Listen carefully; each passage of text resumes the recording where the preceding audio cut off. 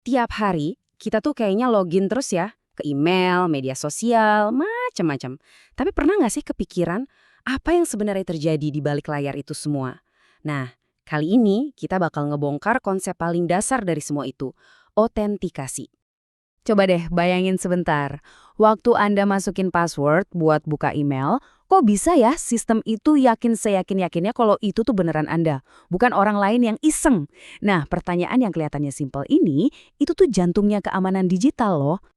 Oke, buat ngejawab pertanyaan tadi, kita harus mundur dikit. Kita harus paham dulu sebenarnya apa sih yang mau kita lindungin. Ternyata, semua sistem keamanan data itu ibaratnya berdiri di atas 3 pilar yang kokoh banget. Yuk kita bedah satu-satu. Pilar yang pertama, confidentiality atau kerahasiaan. Ini gampang banget dipahaminya, intinya ya menjaga rahasia biar tetap jadi rahasia. Bayangin aja data-data penting perusahaan atau ya chat pribadi Anda lah. Tujuannya simple, cuma orang yang boleh lihat yang bisa lihat. Titik. Lanjut, pilar kedua, integrity atau integritas. Ini soal jaminan kalau data itu nggak diubah-ubah sembarangan. Duh, ngeri banget kan kalau tiba-tiba saldo rekening bank kita angkanya berubah sendiri. Nah, pilar integritas inilah yang jadi satpamnya. Mastiin data kita tetap utuh dan asli. Dan yang terakhir, pilar ketiga, availability atau ketersediaan. Ini juga simpel kok, intinya data dan layanan itu harus siap sedia pas kita butuhin. Ya kan? Percuma dong punya berangkas super aman, tapi kuncinya hilang pas kita lagi butuh isinya. Nah, inilah jaminan kalau akses kita nggak bakal terhambat. Nah, ini nih yang menarik.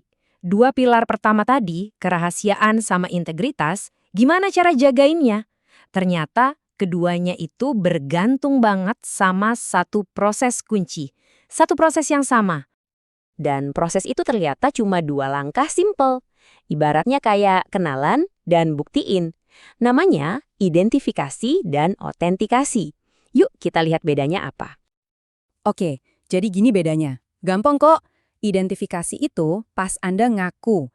Anda bilang ke sistem, halo, saya adalah user underscore A. Nah, ini biasanya pas kita masukin username. Tapi, ngaku doang kan nggak cukup. Disitulah otentikasi masuk. Ini adalah langkah pembuktiannya. Sistem bakal nanya, oh ya, mana buktinya kamu user underscore A?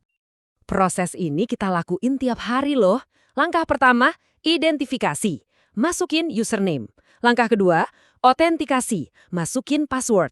Nah, password inilah buktinya.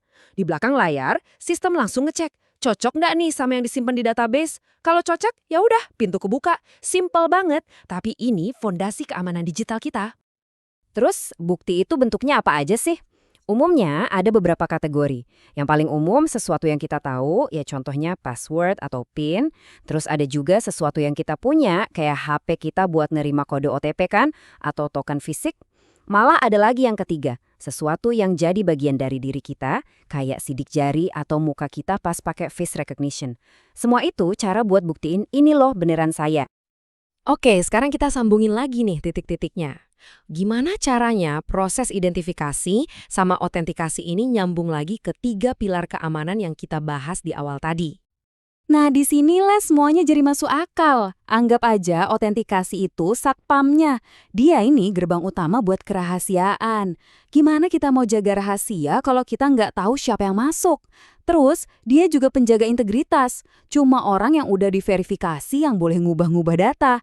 Jadi, intinya tanpa otentikasi yang benar, ya nggak ada kontrol sama sekali.